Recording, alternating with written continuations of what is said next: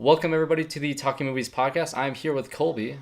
Hello everybody. Yeah, so whenever we do this podcast, it's going to be with me and with either my brother or with Colby here. And today we're talking about Venom, as you saw with the title.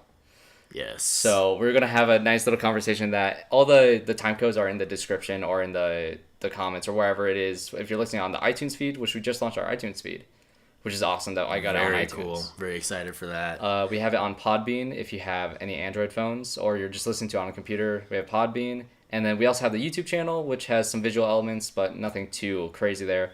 But yeah, this is the Talking Movies podcast. We don't discriminate, so yeah, there's no excuses. I'm so glad I got it on iTunes. Honestly, I thought it'd be a lot harder, but it's super easy. So iTunes make it easy. Yeah, it actually was extremely easy. So the first thing I want to talk about is I have a rewrite for Jurassic World. I wanted to open this because it's not like news or anything like that, and it's not. This is just completely separate. I was rewatching it the other day with the commentary, and I don't like that movie. I really don't like that movie, but it could be so much better. Like it really could be so much better. So here's the idea: you cut out the last half of the movie, okay, and they're on the island the entire time, and basically the plot of the movie is the same. You know, the volcano's about to explode. There's a ticking time bomb, and they have to rescue the dinosaurs. So the movie is them capturing the dinosaurs. How cool would it be if there's a scene of them trying to track down and catch a T-Rex? Because in the movie, you see he's already in the cage. He's already, contained. Here's what I'll say. I don't think it's going to take much to surpass the quality of either Jurassic World movies or basically anything from Jurassic 3 on, because... I mean, do you like Lost World? Lost World is... I actually really like Lost World is okay. It's solid until the last 20 minutes. It really is, and I'm not one of those people where I think, it was good until the end and that ruins the whole movie. It depends on how it ended, or if it completely falls apart at the end, then I could see that. I don't think that movie does that, but I think it gets really, really ridiculous at the end, and so it doesn't derail the whole thing. I enjoy it. I love the scene with the T-Rex, the two T-Rexes. Yeah, and then like the train car. When I went to California, they actually had the train car in the Warner Brothers set, which is cool. That's really cool. It was really cool. It was all destroyed and everything. But so basically, how I would rewrite it is I'd have the whole movie take place on the island. You have the Owen and Blue relationship. And throughout the movie, they're trying to capture this raptor, right?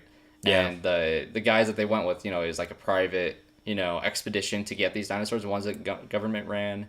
And in the third act, that's when you find out that they're taking these dinosaurs not to a sanctuary, but to, to sell them, to basically, traffic these dinosaurs. And so you never see that because that's so dumb. It's cartoony. You never see that. But then it gives like the question of, do we let them take these dinosaurs? Because we don't want them to die. But if we set them free to prevent them from getting these dinosaurs, then they all die anyways on the island. And other people could die. People could die too. Yeah. So it's the moral dilemma of what do we do? Do we somehow try to get these dinosaurs? And in the end, you can have it end the same way. These people get the dinosaurs. They win, except for Blue. Maybe somehow they keep Blue. They have their own boat that they escape on. And you can have like a joke where maybe they jump on like a plane and then the raptor gets on the plane. It's like a repeat of just like a joke for Jurassic World or Jurassic Park 3. Oh, yeah. So the Alan. Yeah. So, and then, because the whole point of the movie is to get it to where dinosaurs get out in the world, right? So you can open the next movie with the mansion and just, shit hitting the fan. Dinosaurs get out. That's the opening scene. You cut 10 years later, dinosaurs took over the world. That's how you start the next movie, but you end this one with the island exploding. But the best part of the movie, I think, could have been a lot better. Or do you just not like that idea at all? Because you keep a lot of it the same. Because I really like that first half. I think, I walked into that movie knowing it was going to be bad, not just off my own intuition, but... The trailers were terrible. The reviews were bad. It was going to cash out and make tons of money, which didn't surprise me either. But when I watched it... It cracked $1 billion. It's like $1.3 billion. Which is sad. It makes me sad that movies like this will crack $1 billion, but Blade Runner 2049 can't crack It's brutal. 100 million. Did it not crack 100? I don't think it did. That's sad. I don't think That's it really did. because that movie cost like 150 million to make, which I think might have been a little bit too much. It's like the studio throwing that much money at Denis Villeneuve. But I mean, why not? We got an amazing movie out of it, so I don't really care too much. Visually, that movie's probably not as good visually.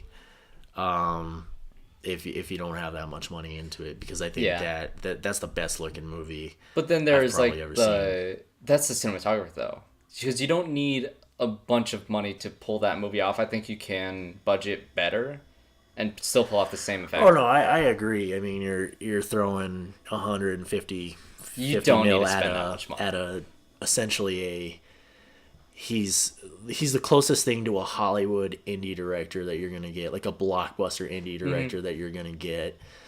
I don't even see that as a blockbuster though. No, it definitely was. It's definitely very independent. It's not. Well, no, I don't even want to say independent because it's like big budget sci-fi epic. That's what that movie is. Oh yeah, 100%. But and that movie was, it's a movie that nobody went and saw it because nobody saw the first one. Nobody saw the first one. Yeah. And because of that, in the trailer you show like Harrison Ford, come out from the shadows with the gun. The movie, though. Well, it's a great scene. Like, the movie is so good. It's so good. If you haven't seen it, you get a life. What are you doing?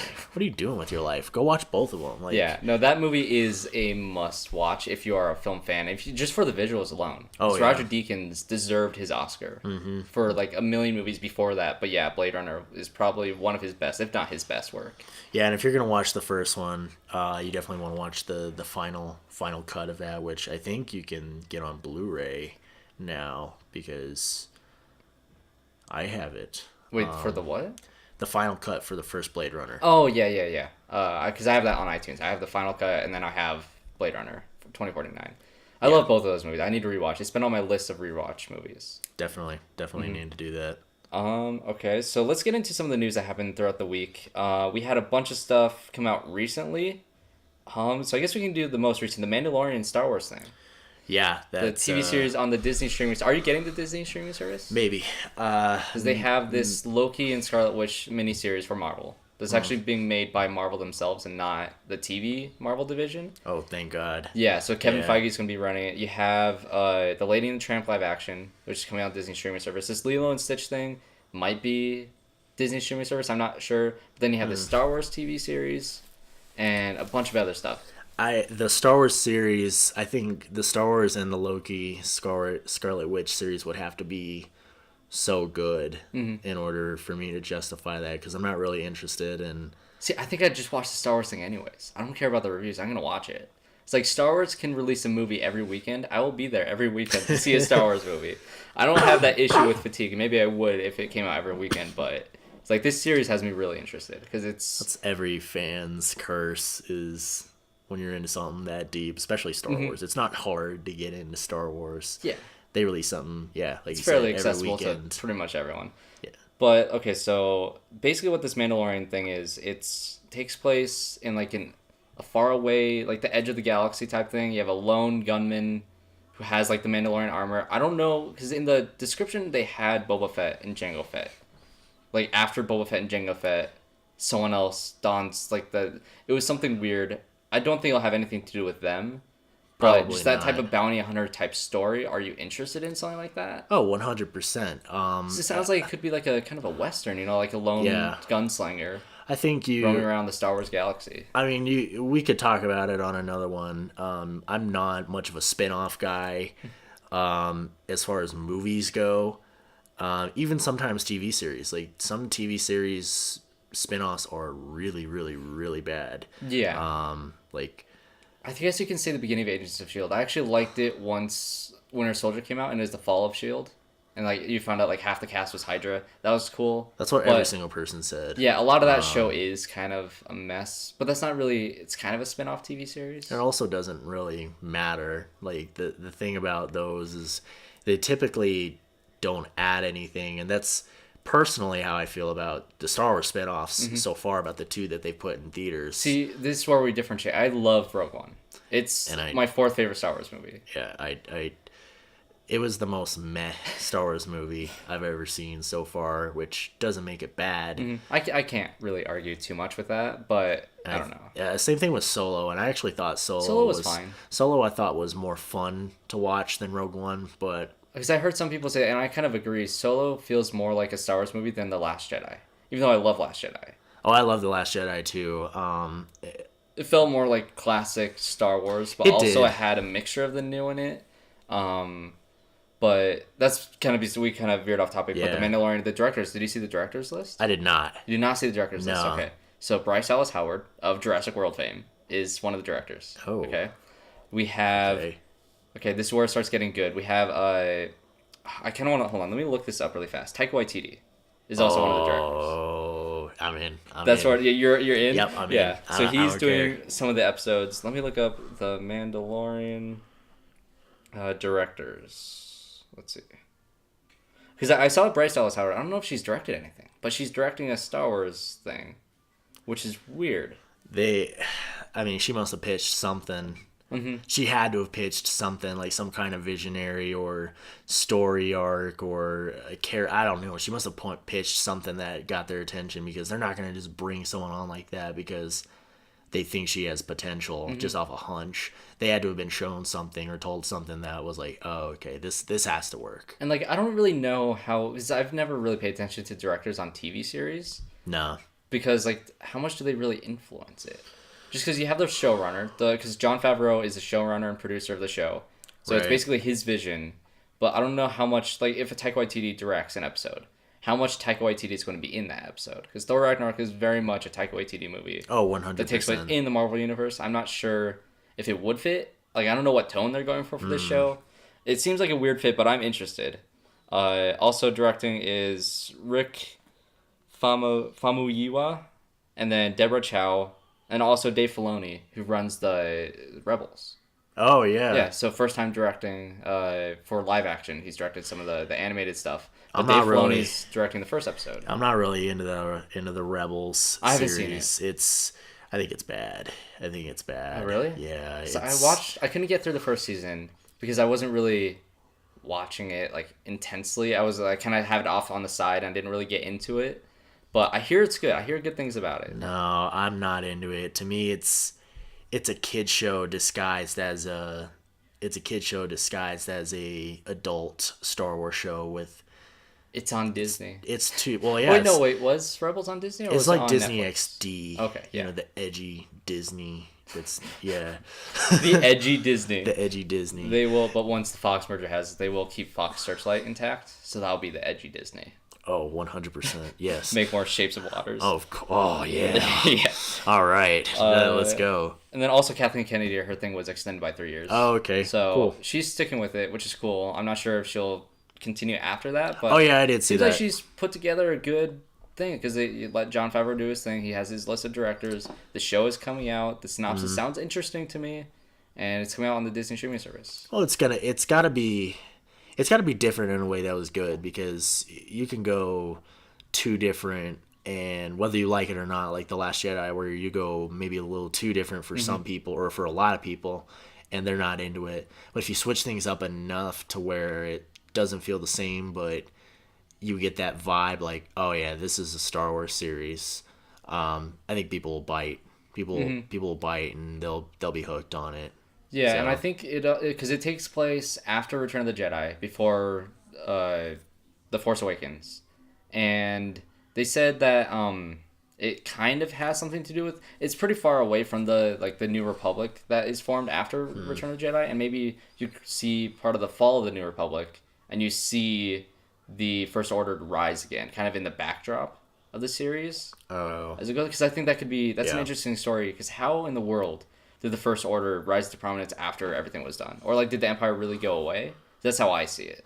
Yeah, that could be, and that could be a kind of a side. I know they want it to be separate because they don't want it to. Well, yeah. It's not going to be about that. But if we get little nuggets of it, I think it could be interesting. Well, it could. Yeah, it could be their way of justifying the new trilogy a little more and giving a little more exposition that I think fans are kind of just writing off as laziness, like, oh, they're just gonna do the Rebels versus Empire, but recode Yeah. it in a nice shiny paint. The Resistance and the First Order. So they just rename it and yeah. And like recode everything with different colors, and Mm-hmm. boom, now you have new. I think that I can see how like if the galaxy lost something like the Empire, something that ran pretty much everything, and then all of a sudden that's gone, right? And then you have this new republic struggling to make things work, and you have the Empire basically rise again, Yeah. with a different name. Something. Just I compared it when I was talking to my brother. I compared it to like World War One to World War Two, because the World War One was like the war to end all wars, but World War Two still happened. Yep. Like 30 years later, things got bad again, and obviously we know how that went. and it was worse. It was worse, yeah. Yeah. And so that's kind of how I see this. You have the Empire that falls, but never really goes away, and then it gets worse, and you have the First Order. Even though I think the Empire was more threatening in Oh terms yeah. of Oh yeah. just Donald Gleason's not really the most threatening actor. He's more threatening in Peter Rabbit. If you saw Peter Rabbit, He's more threatening and cool in Harry Potter, and he has barely any. He has the most minuscule role in those movies. I like the actors. Did you see the Black Mirror episode with Donald Gleason? So it's Donald Gleason, and then the actress who plays Peggy Carter in the MCU. Nice. And so basically, Donald Gleason's character dies, and so she orders this thing where it's like you order basically a replacement, so it looks exactly like him, but it's not human. It's not like a robot, and she basically trains it to be him. So it's like an AI thing. It's creepy, but it's really good. Like, you should check out that episode if you just look up. It's a Black Mirror episode. Black Mirror. Yeah, he's really good in that. Alright. But like, I don't really see him as like a threatening guy. He's like cartoony threatening in Peter Rabbit. But in Star Wars, yeah, and he just gets thrown around like a puppet. But that's also besides the point. So that was the Mandalorian. How much would he pay for the Disney streaming service? Say this show is good, the Marvel stuff is good, and also you get like Captain Marvel 2 months after its release on the streaming service, and you have all this other stuff on top of it. I have a hard time justifying paying for Netflix, even though I love it. But there's times I'm like, ooh, $6 a month? Mm-hmm. Ouch. I wish I had that because I want some lunch today. Yeah, because right now I pay the $11 Netflix deal. So like the HD package. Yeah, I would. It would have to be really good in order. Let's just say it is really good. I would. You hear everybody's the positive buzz all around. All of this is being successful. Do you pay 15, or is that too much? Just because it won't have nearly If as it's much easy to content. cancel, yeah. If it's easy to cancel when I'm done, yeah, Uh-huh. yeah, then I'll why not? And I'll Okay. in the meantime, until it's finished up, if they're doing like week by week streaming. Would that be better instead of dropping it all at once? Would you rather them do that with The Mandalorian, or would you want them to just binge it, drop all 15 episodes or how many ever episodes are at once? I would rather them binge it per season. That's just kind of more. That's more my.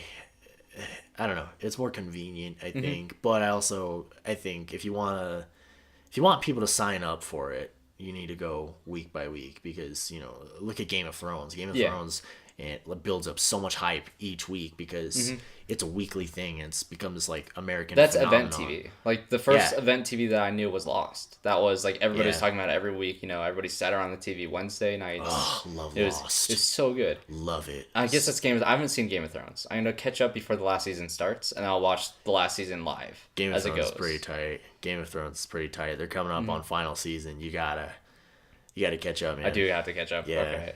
So let's see what else was there. Let's talk about some of the trailers. Aquaman trailer.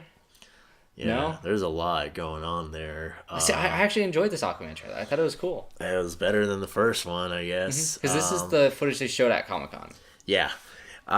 So my whole thing, I'm not really swayed by a trailer at this point because I've been swayed by so many DC trailers at this point. That's a good point. That's a really good I've been point. swayed by so many. They can cut good trailers. They cut good trailers. They get really good footage. do. What about James Wan being behind the camera? Does that do anything for you? So, he did the first 2 Conjuring movies. He did Saw. After Because he's a really good director. There's one shot in the trailer, where it's like a continuous take of Mara running above like the rooftop, and then cuts to him. That reminds me a lot of something in the first Conjuring movie. Where like you first see the house that they're moving into, and the camera like goes underneath the couch, and you go from room to room following the kids. It reminds me of that because he's a really good director. I really just don't have any faith in DC at this point. I think James Wan, other than Patty Jenkins, could be the second best director that they've gotten. So that's a little reassuring for me. I like James Wan overall. I think if you're trying to make a blockbuster or anything, he seems like a safe I haven't bet. seen him do anything too big budget though. I mean, The Conjuring, it wasn't huge budget, but it was It's like, definitely what, 40 million or 30 million? Yeah, it couldn't have been that much. I think the higher. second one was like 50. The second one from, like, definitely 30 to 50. The second one was definitely more, but I mean, if he could work, do more with less, then more power to him. The Conjuring, incredibly successful and really, I like him a lot. So we'll see what he does. I just think there's so much going on. There's so much going on in these trailers, and that's bouncing between a lot of locations. It really, because they have this desert thing. I thought because it seems like this is the first time he's been to Atlantis in the trailer. It almost does. It's because that's odd to me. Did he grow up on the mainland? Do you see that in the first trailer? When he's a kid in the fish tanks. Which that scene by itself was stupid. You think it's stupid? That was pretty bad. That was stupid. I'm so sick. I can see that being like an opening montage type thing. It's like, oh, Jason Momoa, doing some voiceover. So this is how just how the trailer was, and then you cut straight, and you get that submarine scene. I'm so done with the whole Arthur talks to fish jokes. Like, they do that in Family Guy, Robot Chicken, like anything that's ever made fun of Aquaman is Aquaman. You make fun. Did you like his suit at the end of the trailer? The classic, the yellow green suit. You don't like it? No, I hate I thought that. It looked cool. It looks terrible. I thought it looked cool. I feel like this entire podcast is me going to be enjoying stuff and you're going to be just absolutely cynical about everything. This is going to be rough. Because I really enjoyed the trailer. I think I'm worried. I'm nervous, of course. It's going to get buried in December. Yeah, it's if the reviews for it aren't good, expect it to have a good opening weekend and then tank after that, because December in and of itself is a gamble. Have you seen that week? The week that it's coming out? Yeah. You have Mary Poppins. You have Spider-Man Into the Spider-Verse. You have Aquaman. You have Welcome to Morrowind. You have the Deadpool thing, which we're going to talk about next. Oh, yeah. That's all within 8 days. And there's 3 others. It's ridiculous. That There's something else that comes out on the 21st. Bumblebee. Yeah, Bumblebee. Yeah, that's part of it. So that's going to be all these big studios fighting for the small amount of cash. Not really small amount of cash, but this large chunk of cash during that period. And they're all going to take little chunks of it, but no one's going to really win that weekend. No. It's going to hurt every single one of those movies. Yeah, well, I mean, yeah. Did you see Aquaman doing better than Venom? Did you see the box office for Venom? Yeah, it's 80 million opening weekend. Yeah, 80 million, and it's, I think it could be expected. I think I saw it go to 400 or 500.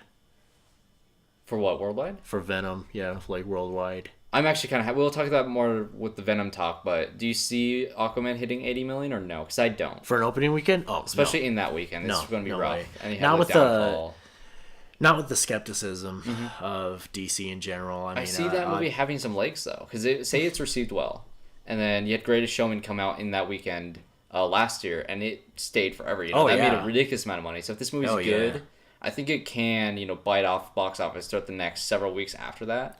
There's nothing really in January besides Glass, but I think it could crush there if it is good.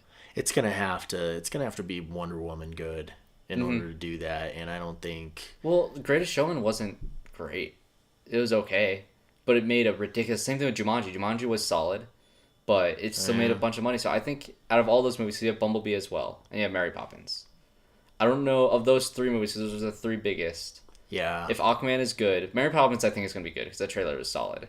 Yeah, I agree. You could just feel the magic off that movie, but I don't know how Bumblebee's going to do. The most recent trailer was not as good as the first to me, because it felt more like the Michael Bay style Transformers.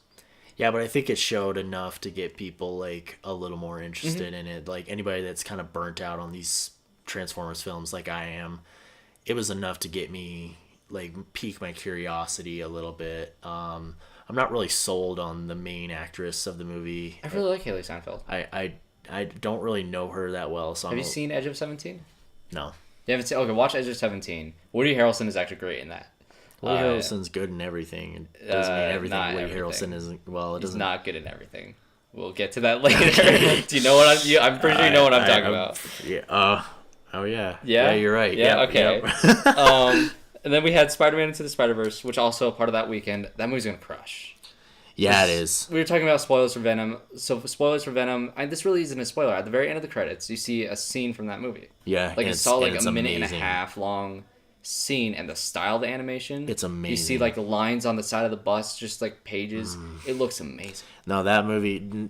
Take the animation away from it. Like that scene. If that's that movie, if that's what this movie is gonna be, I'm all in. I am sold. I'm 100. It's funny too. Like the It's snowman hilarious. thing is funny. The comic thing bothered me when it turned like into the comic pages. But if that's Yeah. throughout the movie, then I'd be fine with it. Just in that one scene, it felt out of place. But No, I think I'm sure they'll go that route through Yeah. the whole movie. I'm sure they will. in that clip though, that was my only complaint because it cut through Yeah. like the comic pages and then it kept on going and you don't see it again. I feel like if you start off the movie and you sprinkle that throughout, it could be good as long as they don't overuse it. Like No, most you other definitely movies. don't want. You definitely don't want to overuse it. It does feel like it's ripped straight out of a comic book though. It really does, and the animation, like I love that style of animation, which I feel like The colors. the colors are great. The colors pop, which And is like the Spidey sense with the wiggly lines above their heads. Love That it. was great. Love it. The trailer, you saw the trailer though, right? oh yeah, So- yeah, the new one, yeah. So I know my brother thought it was silly. Like he's really excited for the movie, but the Spider Pig thing turned him off. Do you like the Spider Pig? John Mulaney voicing it? Because I thought it was hilarious. I loved it. I don't know. I feel like he could be everybody's favorite part of the movie. Or it could be Jar Jar Binks. I mean, he could be Porgs or Jar Jar. I mean, what are you gonna get? So I wait, don't you know. like porgs? I love Porgs. You love porgs? Porgs are tight. That's okay. Yeah. We do need to do a Last Jedi discussion. We need to do a commentary of that. That'd be fun. Yeah, that'd be cool. Because everybody loves controversy. Yeah. So I think we're both pretty excited for Into the Spider-Verse. I think that's gonna dominate Yeah, I agree. when it comes because that comes out before everything else. It's the first thing that comes out, and then the next week is when everything else. So then it's within that 8-day period, that's when they all come out. Yeah. So Into the Spider-Verse is first, then Mary Poppins on the Wednesday the next week, and then that's when you have Bumblebee and Aquaman on Friday. We're gonna be busy, man. Yeah, because we both work at a theater. We're gonna get killed. Yeah, we're gonna. It's not gonna be fun. No, I'm not into it. Not into it at all. But the movies though, that's gonna be a fun week of reviewing movies. Oh yeah, 100%. It's A lot of I got content. So many. It's gonna be tiring. But that was the Spider-Man stuff. Let's talk quickly about the Fox, which because I want to get to Venom after this. So PG-13 Deadpool 2. Basically, what they're doing with that is it's gonna be like a Princess Bride, Deadpool reading a book to Fred Savage. And I think he's going to basically tell the story of Deadpool through like the violent parts through that, and then you see everything else. That's how I think they're going to do it. 'Cause I Okay. think you can have some funny jokes in there. Because in the picture that Ryan Reynolds tweeted, you see he's holding a book, and one of the pictures is, what's his name? The guy who rips him in half? Oh, Juggernaut. Yeah, I had a Yeah. picture of Juggernaut ripping Deadpool in half in crayon. That's amazing. Yeah, so I think it could be funny. That's amazing. But they just want money. That's really all it is. Yeah, there's no creative, there's no solid. I don't know. It's not like somebody came in and said, "Hey, you want to know how we can really, really expand this Deadpool universe and like make it even better? Let's have them read a storybook for like two hours and see how much money we can rake in." And like I feel like the whole thing is a troll, but it's actually happening. Like it doesn't feel real, I don't. but it's gonna make money. It's during that weekend. I feel like that would do the worst out of all of them because I don't think Deadpool 2 was received nearly as well as the first one. No, I think not a even close. PG-13 Deadpool on paper sounds like they're toning it down. It's like, why are you doing this type of thing? Yeah. Well, after they've already established themselves as the go-to R-rated comic book series, and they're with the sounds of it, they're gonna be going to like the R-rated New Mutants. So they've already kind of paved that. Are you excited? Are you still excited for New Mutants? Because it's coming out next August. That one didn't move.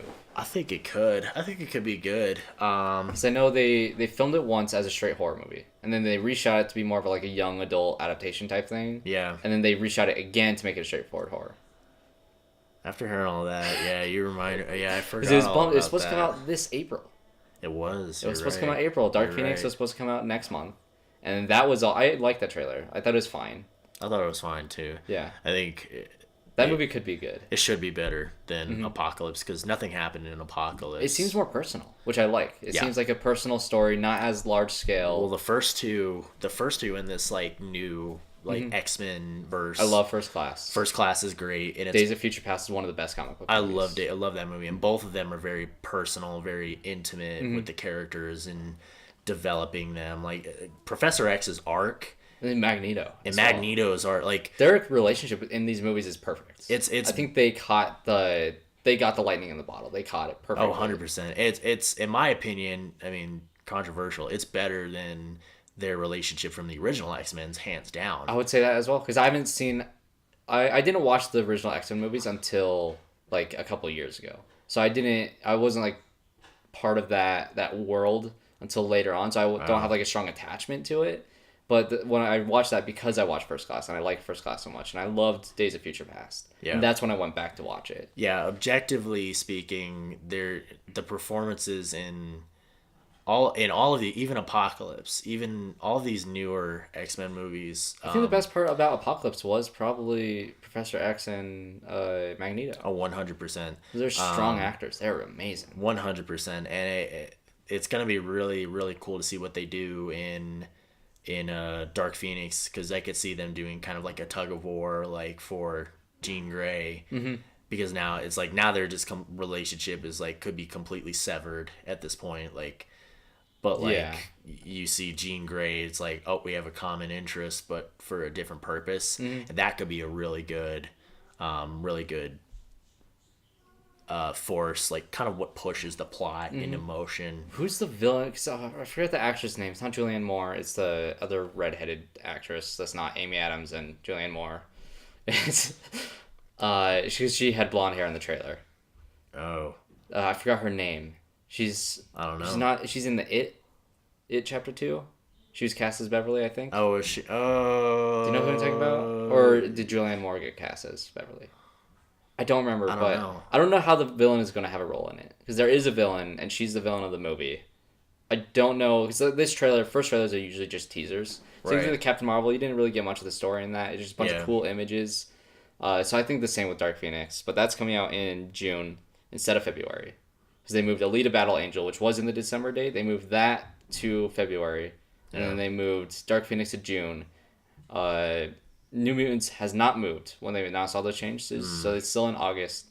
And then they dated Gambit once again at 2020. Do you care at all? No. Okay, moving on. Let's get into the Venom. So I like the movie. If you guys saw my review, check it out on the channel. It's a short 5-minute review, non-spoilers. We're going to get in depth in this. I want to get in depth because there's some weird things in that movie.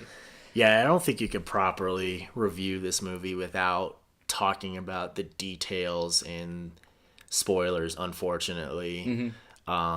That's just how weird and bizarre this movie is and how polarizing it is, because I remember when they lifted the Twitter embargo on this movie and they were all non-spoiler, just overall thoughts of the people that got to see it early, and I saw like 16 different opinions on it. Like there were 8 different, like they're within. People were saying like it's as bad as Catwoman, there were people that were saying Daredevil and stuff like that. Well, yeah, there were people that were saying it's as bad as Catwoman, Daredevil. Like there are people that are saying it's bad, but I enjoyed it. There are people that are like, I don't know how I really feel about it. Some people called it the room of comic book movies, and I would not argue against that because I actually really enjoyed this movie.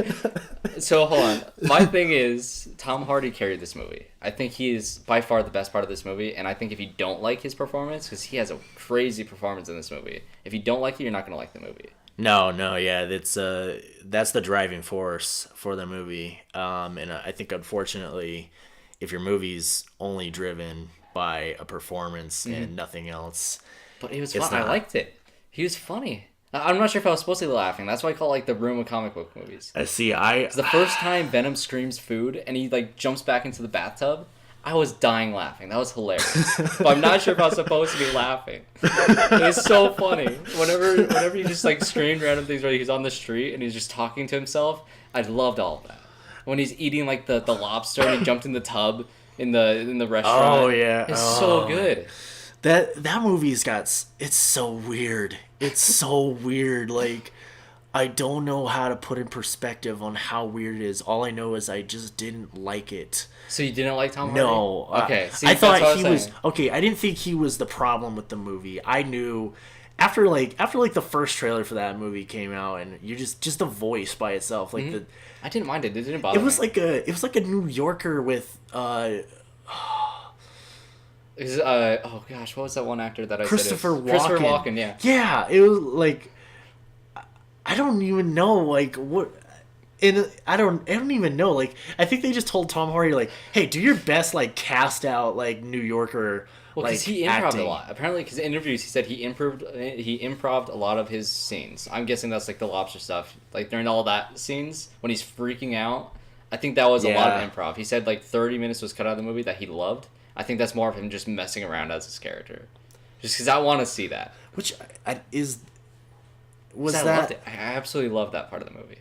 Yeah, but I don't know. Venom looked cool. The action was solid. Okay, so my positives. When they're arguing about eating people, so I want more of that. My positives for the movie overall. I thought the look of Venom by itself was, I mean, the standard was set for Topher Grace's, and that's not a good standard. I rewatched that recently. I Oh, watched the wow. last half of that movie. Not good. No, It's not good. it's not. The first half is actually not that bad. Yeah, I caught It's when I pretty started good. was the emo part. That's when I turned it on. It was on Xfinity. 'Cause I don't know what channel it was on, but that's the part I turned it on to. And he's doing his weird little dance. I was That's like, oh, where gosh. that's where it goes south. I thought the look. I even thought like the physical attributes of Venom were pretty spot on. If you're a comic book fan and you're familiar with him, I mean, he had the speed and kind of the finesse. When he was taking out all those soldiers, Right. That was but awesome. I just love the that scene. brute force, like when he's like Beating people with the other guy. exactly, or even him maneuvering, like when he crushes a car and all Mm-hmm. that. Like, I thought that by itself was pretty cool. Just like take everything out of the movie, all the context, just that scene. If you're on YouTube and you hadn't They seen released the that movie, clip. They released yeah, part of it. yeah. If you're on YouTube and you're just trying to find a clip of him fighting in the movie, that clip would get you hyped, I think, for the movie because it's a really good. That scene's a really good scene. I thought some of the dark black humor in it was pretty good at times. See, my thought, what I said in my review was when they try to be funny, it didn't work. But when it was just, Tom Hardy doing his thing, and it was just the situation itself, it was hilarious. I think that's kind of the point of black humor. Is Yeah. it's not really meant to be funny, but it is. But I don't think this movie was written that way. I definitely don't think it was written to be a black comedy. I think they definitely wanted it to be like It is a black comedy. a Spider-Man, That's why I love like a Spider-Man Homecoming type of funny. Mm-hmm. But it definitely was not. It was, and I'm with you. I think some of the things in the movie that were funny, I don't think were meant to be funny. Yeah. And that to me, Whenever he yelled food, I was laughing so hard. Food. I so He's just like digging through the trash, freaking out, eating the chicken the leg. rotten That was chicken, gross. yeah, that was gross. And like when I was in the theater, people were like, they were Because you not, saw it with a crowd. Right? yeah, people were not laughing Really? at that part. They like people behind, at least the people behind me and like kind of in my row, they were like, oh. That's I honestly I heard someone say, "Oh, that's not positive." That's my favorite. That was my favorite quote of the whole 'Cause movie, I got- and it was from somebody just watching it. Yeah, because I got a private screening, so it was just me and Seth watching the movie, and because we were laughing, and a few other people, because it's just like, I think there's 7 of us in the theater. We were laughing, we were enjoying it. I think for the most part, we both went in with extremely low expectations. Yeah. Which is why I think I enjoyed it because I wasn't expecting the humor. I wasn't expecting it to be, like, I don't know really how to describe it, because this movie is weird. I didn't Yeah. expect it to be, like, just weird. Like, this, I was just not expecting it. It just came out of nowhere. Yeah. And the scenes that worked for me really worked for me, and that was all Venom and Tom Hardy. Like, the action sequence when he first gets Venom, right? Yeah. And he's freaking out. And then they go, like, the motorcycle chase to the SWAT scene. That whole, like, 10-minute sequence I thought was fantastic. The banter between them was good. It was funny. I didn't like the action was motorcycle solid. chase part. You didn't? My main reason for it is because of the drones. The drones are really Oh, stupid. I forgot about the drones. The kamikaze drones that explode blue fire. That was stupid. And I think everything with the villain was stupid. everything with the villain was stupid. The henchmen were stupid. Like the SWAT team was more. That was cool. shot action though. Like if anything, Ruben Fleischer, who directed Zombieland, he did a really good job. Oh yeah, he does a good job with that. It wasn't shaky cam. It wasn't quick cuts. You actually got to see Venom, like full Venom out and just kill people. Well, you don't get to see him eat people like directly. I do. Do you think it would have helped rated R? Yeah, this movie was definitely shot as a rated R movie. The opening scene was pretty good. All sequence through the movie. You could tell this movie was shot with the intention of it being R-rated, but someone or something got involved. Sony got involved and said, no, we're not ready for that yet, which is the opening ridiculous. Scene was pretty violent because you see like her walking with her bones sticking out, like that. I love the opening sequence. I think that was an R-rated scene. That could have been R-rated. Well, that could have been, and then when she's in the Malaysia market, marketplace, and she just straight up murks the guy, slits his throat. Like that was. Although, like, I didn't like that story-wise that symbiote traveled across the entire world just to get to the villain. Yeah, that's one of my flaws with the movie. The writing is just bad. In terms of story-wise, the villain is not good. Yeah, that's where I kind of want to talk about the because you have notes. I didn't take notes. I took notes of all. So to put this into perspective, guys, I have a list of problems that I have with this movie, and then underneath it, I have a section called good stuff, and there's 3 things, and 2 of these things. There's an asterisk mark next to it saying sometimes. So like I put funny. Sometimes action, some of it. See, like I liked all the action. I didn't, but at the end when they're fighting the 2 symbiotes, and basically someone explained it to me. It's basically a superhero fight where they're trying to get their suits off. It's so bizarre because that's what they're trying to like tear the symbiote off of each other, and they do, and they like fist fight out. I thought that was really fun. Fuses, but I had a hard time knowing what was going on. I think my biggest problem with this movie. It's hard to pinpoint. I think a lot of people are going to say the lack of Spider-Man. I mean, that's the obvious. There's no Spider-Man. There's not going have to any be connection to the comics. I thought they did a pretty good job. So I thought about that. I think the fact that there was no Spider-Man at first, I think it was kind of the least of its problems. I think as a movie, it just has tons of problems. Take away the cinematic universe aspect and what they can. The comics in general. Yeah, I think as a movie, standalone movie, it's structurally bad. Or I guess story wise, it just did not work. It's bad. Yeah, but I think the lack of Spider-Man kind of translates into different things as I thought about it. Like, for example, like the premise of this movie is really stupid. It's really stupid because it doesn't have Spider-Man. It could have been a lot better if it had Spider-Man. Like if you think about it, like Venom in the end of the movie chooses to stay and betrays his entire species. That I did not like at all. Because that's the one thing about Venom that just the turn was way too abrupt. You didn't get enough of that to where I didn't see the connection between Eddie and Venom reach that point. I feel like it could have if they focused more on it. Well, they even tried to get sentimental with it, where he's the makeout scene. Not even that. I hated it. I thought it was weird. I hated it. That was the part. That was the part of the movie where that felt very choppy. But I thought it was weird enough to work for me. That was the part of the movie where like I grabbed both sides of my cheeks and I said no. Because I heard about it. I saw that in one of the Twitter reactions. I heard about it. I was like, "What the heck is this?" Dude. And when it happened, I was laughing. I thought it was. I think that's one of the Room moments where it's so bad that it's good.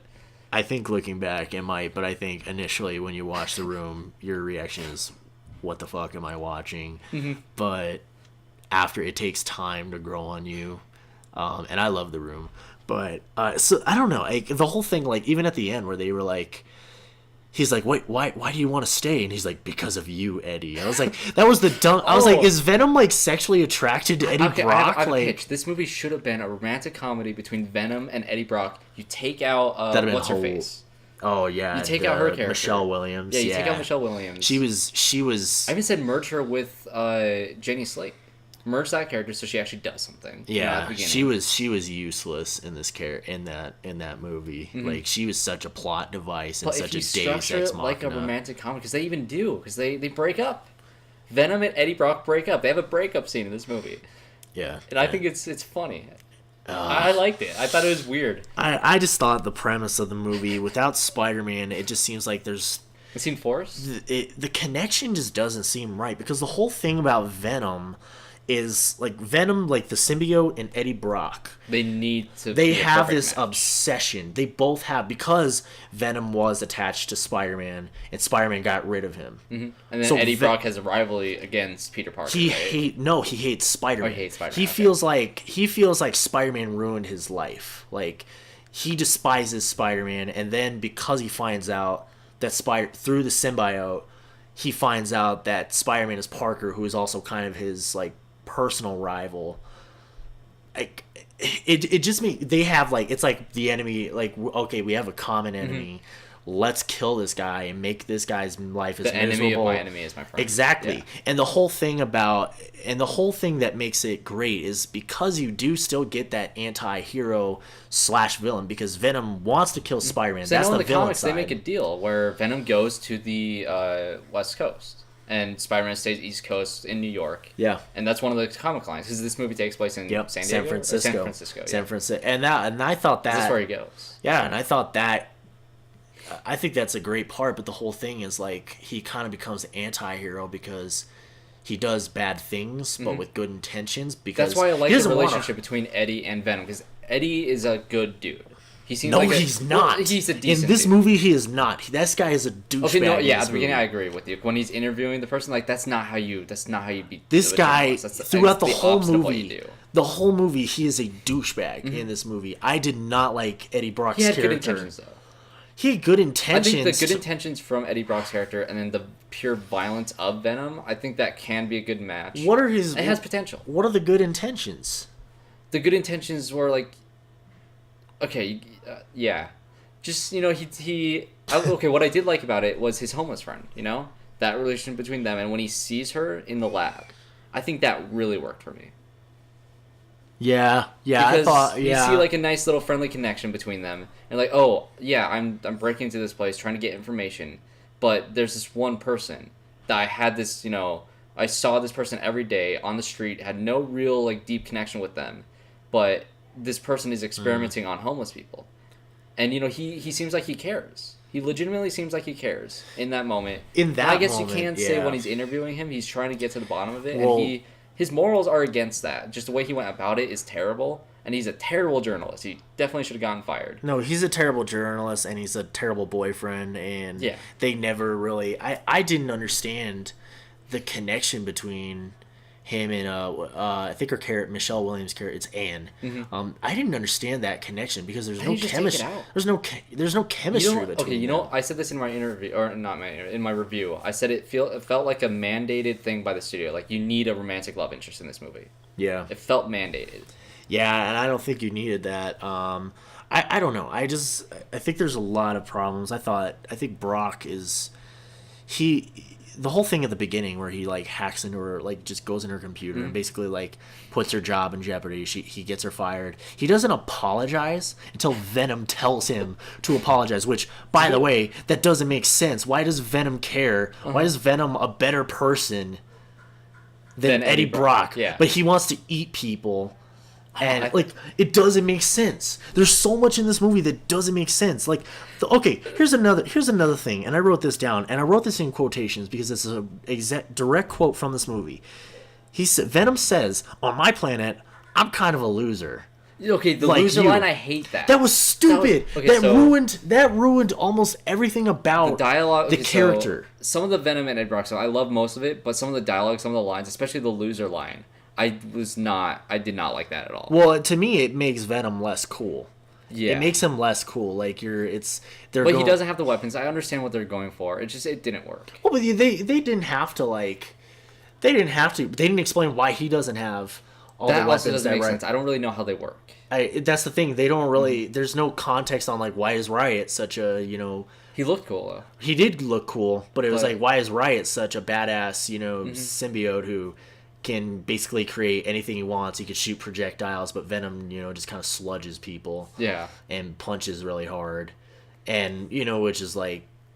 I don't know, and I could see how that makes him a loser on his world, though. It's just that line And it just made him less cool. Like, okay, just to give context of some of the lines in this movie, there's one where it's like, "Oh, for a smart guy, you're a dumbass," or something like that. It's like, how many times have I heard that exact line? That's such a dumb. Yeah, that's bad it's writing. Never worked. It's never been good. Some of the dialogue in this movie is just bad. The writing. Oh yeah. I think if you do make another one, because it did make $80 million opening weekend, $200 million worldwide, just in the 4 days it's been out, which is I'm actually happy about it because I think this has a lot of potential to make a better second one. And I feel like they are because it made money. Are you sure about that? I feel like it has potential. The after credit scene, we need to get to that because it's bad. Yeah, and that's where I get nervous. That's where I'm completely skeptical because here's where I'd go with a sequel. Okay, I would keep Eddie Brock and Venom pretty much how it is. Fix the dialogue. I like that relationship though. I think with Carnage, he was goofy in this movie.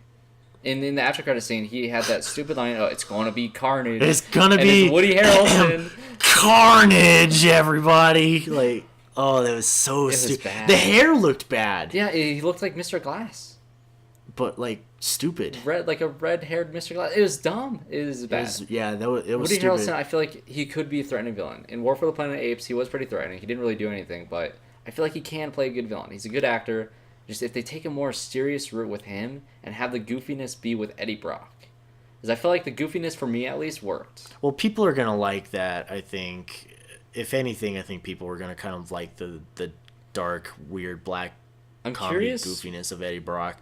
I don't think with Carnage it doesn't really work. I think Carnage, you just have to make him as evil and like... nothing fun about him at all. I like the fact that because I don't know nothing about the character. I like that he's a serial killer.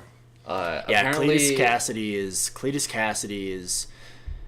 I mean, he as far as if you're going off Spider villains, I wouldn't put him number one because I think the best Spider-Man villains are the ones that have a direct connection with Parker. Like Doc Ock being his Dr. Octopus being his boss, or Norman Osborn, kind of being that, like... Even in the first Amazing Spider-Man movie, I thought the lizard Connor, between Dr. Connor's work. Kurt Connor, same thing. You could go down the list. Eddie Brock, it has a connection to Spider-Man. I really do. That's why... I kind of want to see that movie, but, for what we got, that's why I enjoyed for what we got. But I do agree, like, if Spider-Man was in there, it could have worked as a PG-13. I think without him, it should have been rated R. I really feel like it could have benefited. The story itself didn't warrant an R rating, but if you added that, I feel like it could have helped. But I don't think this movie needed to be rated R because the story didn't really warrant it, It wasn't like a violent story by nature. Yeah, but it was a cliche, generic action movie plot. But you get a guy that's biting people's heads off But that's not what the movie was about. If the movie was more about Venom's violence and Eddie Brock trying to, temper that violence, then it could have been rated R. It could have had more fun with it, but that's not what this movie is about. Well, it should have been. I just think it all goes down to the script. The script itself was bad. The villain was generic. The love story was generic. What wasn't generic was what Tom Hardy did with the character, and that's why I liked it. And I think that's the only positive thing you can really give the movie. And the action. I really like it's the action and Tom Hardy that hold this movie together. To me, that's not enough. I want to. What would you say is like the biggest flaw of this movie? Yeah. Probably Riz Ahmed. The villain is so bad. Every single line of dialogue that guy has is like a monologue it felt like it was straight out of a textbook, like villain script writing 101. That's it came straight out of that book. There's a scene in the movie. I don't know if you'd remember this. It's one of my favorite scenes in the movie because it's so poorly done. Okay. But it's at the beginning when they got the class there and they're doing this field trip. And he's telling them about like space and go and invent and do some crazy stuff, follow your dreams.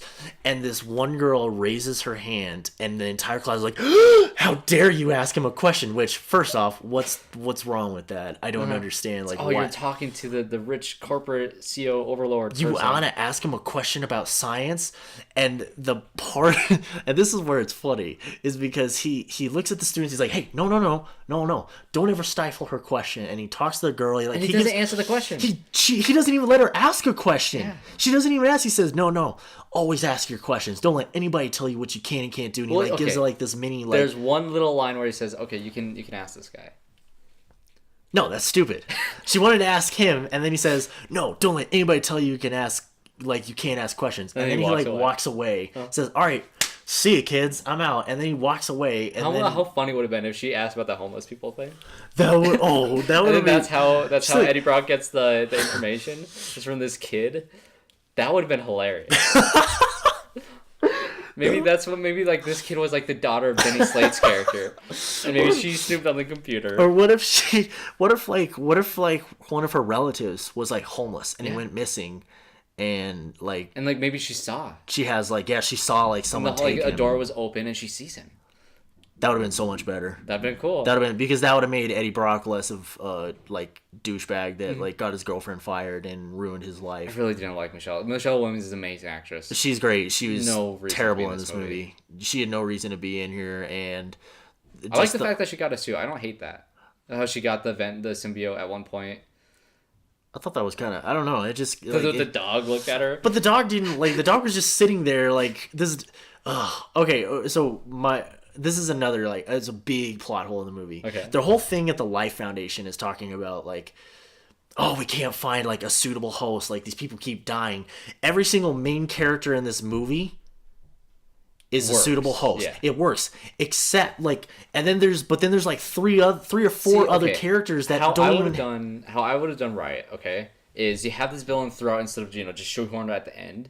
Every person that Riot goes through, he kills trying to be the host, and like you go through from host to host to host until you get to the final guy. Maybe it's not a good connection, but then you don't really have a Riz Ahmed character being the villain throughout the movie. You just have Riot be the villain instead of having the host be the villain. Yeah, well, I think, that would have been better story-wise. You have this symbiote going around killing everybody he touches just to try to get to Venom. Yeah.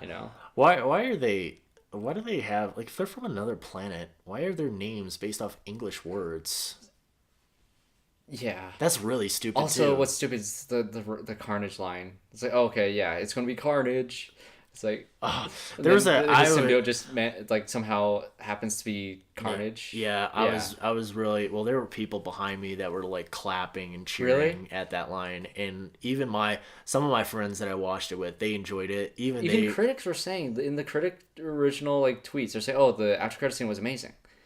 It was bad. It's one of the worst after credit scenes I've seen in a it's like the I guess line that he had is so goofy. Like, why do you get Woody Harrelson to do a character like that? I don't know, but I want it to be more serious. I mean, you have Woody Harrelson; he's great at comedy, but I don't want it to be comedy. But you have him say something like that, which is like.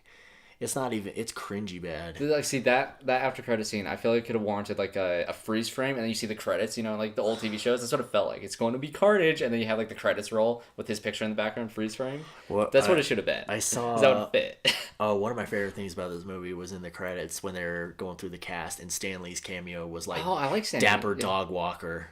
Yeah, I liked his cameo. Yeah, but the name of his character is Dapper Dog Walker. Mm-hmm. That's hilarious. That's amazing. Like I actually really. I was like, they put some thought into that, I think. Or maybe they didn't. Maybe it's just like a stroke of genius. I don't care. It was amazing. And that's I'm telling you, there's potential in this movie. There's solid potential. I love Tom Hardy in this role. I want him to stick with it. What do you think was in that 40 minutes that was cut? Oh, because here's another thing that I heard. Okay, so just to credit who I'm hearing this for, this was an amazing video. I recommend you watch it. It's this channel called Let Me Explain.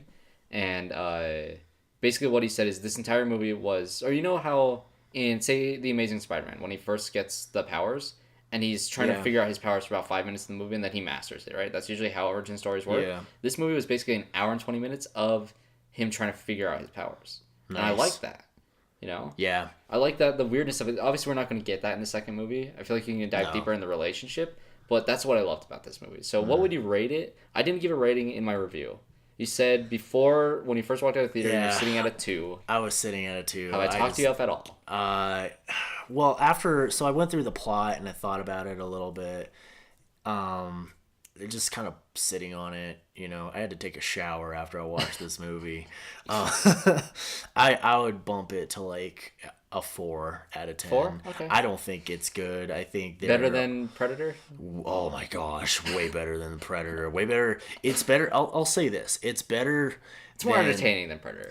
It's more entertaining than Predator. It kind of. So my bottom 3 movies this year so far are Predator, Happy Time Murders. I need to watch that. Oh, that's not even like a so bad that it's good. There's no like. Maybe I shouldn't watch it. I don't know. It's bland. There's nothing funny in it. There's nothing. It's not even cringy. Yeah. There's like there's a few things like by the end of the movie you will have regretted watching it. I'm telling you, the person that ends up being the villain of the movie, like who's killing all of the Happy Time cast, and like their motivation for it. It is the dumbest, most ridiculous thing I've ever seen in like a mystery movie in my life. It is so bad. Ace Ventura: Pet Detective has a more like in-depth mystery plot than the Happy Time murders. Yeah. And Ace Ventura, like, I mean, if you take out like the comedy aspect of like how funny it is, it's really not that good of a movie. But because it's so funny, it works. Happy Time Murder, I would put like in my bottom 3. If I have to be honest, I would probably say off the top of my head, I probably have to think about it and go. I have a 3 because I have my list here. I would probably say Predator, Happy Time, and maybe Ant-Man and Wasp. Really? I don't think it's the worst. It's forgettable. It's not the worst movie of the year, but if I'm going off my subjective, personal, like my least favorite movies of the year. I mean, you haven't seen as many movies as I have this year because I watched Hurricane Heist. You've seen more than me. Yeah, I didn't see Hurricane Heist, but I bet you I would have enjoyed that more than. Okay, because Hurricane Heist is really bad. My bottom 3 would be, or I have 4: Predator, Hurricane Heist, Open House, which is a Netflix movie. Yeah. Oh no. Can't forget about Open House. I take it back. Yep. Open House is in my bottom 3. And then Slender Man. I know you didn't see Slender Man. I haven't seen Slender Man, but I intentionally didn't watch Slender Man because you couldn't sit through it. No, I wouldn't. I think it was fun. I wouldn't be able to sit through that. It was fun to sit through it. Just how bad it was. It was like bottom of the barrel. Like it was atrocious. I wouldn't be able to sit through it. So final rating, you give it a 4. I give Venom a 6. If you have the cusp of everything 6 and above is positive, it barely cracks the 6 for me. I think the story and the dialogue and the villain bog it down so much, but the Eddie Brock and Venom stuff I love so much. And then the action, I really like the action. I thought the direction was pretty solid. That's pretty much what it's going to come down to. Is if you like Eddie Brock's character, I think you'll like this movie. I don't think if you're a smart person who understands what makes movies good and what makes them not good, I don't see how you can say there's a lot of good in this movie. But if you like the Eddie Brock performance, if you like the Tom Hardy performance, which I didn't hate, it just made. I thought he had fun with it. I think he did have fun with it. You can see how much fun they had making this. I think you did have fun with it, and that was honestly like. It was. I wouldn't say it was a bright spot. It was just like, oh, well, that's not terrible, I guess. I thought the restaurant lobster scene was hilarious. I thought that was hilarious. That entire section of the movie, once he gets the symbiote to when you get that SWAT team action sequence, I loved all that. I liked the voice acting he did for Venom. I liked I mean, obviously it was heavily modified and all that, but I liked the voice acting, and I like it. He's the one doing it. I like that he's the one doing it too, because I mean, it works like thematically. You know, it's supposed to be a perfect fit. He's doing both roles, so it fits. Well, yeah, I just think this movie has a lot of potential. I'm glad that it made money, just because I want to see another one. I hope they do good. Just the Woody Harrelson thing has me already nervous for it. Yeah, you have to change that. You have to make it more serious. Shave his head.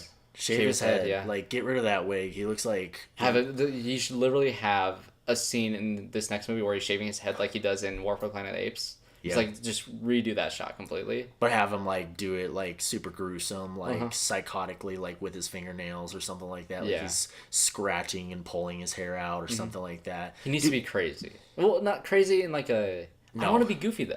No, that video I told you about, the Let Me Explain, is called... No, he needs to be, like... The title is, like, Venom is Goofy. It is a goofy movie. He needs to be, like Joker, like Joker from the Arkham games, psychotic. Okay. Like, his Joker from the Arkham games, like, he's not, like, so much the sense of humor, because, like, everything to Joker is a joke and, like, is funny to him. With Carnage, watching people die is, like, funny to him. But would you see another one? If they make another one?